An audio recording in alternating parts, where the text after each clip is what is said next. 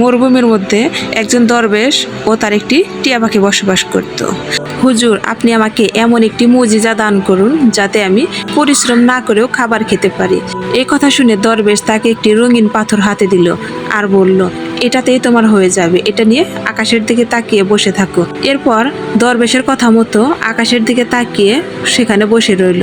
সে পাথরটি নিয়ে বসে থাকতে থাকতে তার যেন সময় শেষ হলো না। অলস লোকটি বসে থাকতে থাকতে ক্ষুধা যেন তার আরো বেড়ে গেল। ক্ষুধার কারণে চোখ যেন তার বেরিয়ে আসছিল। তখন সে আল্লাহর কাছে বলল, আর আল্লাহ তাআলা তার জন্য গায়েবী সাহায্য দিয়ে খাবার পাঠালেন। এরপর খাবার খেয়ে সে ঘুমিয়ে পড়ল। এরপর সেই অলস লোকটির ঘুম ভেঙে গেল আর বসে বসে ভাবতে লাগলো যে তার সময় শেষ হচ্ছিল না।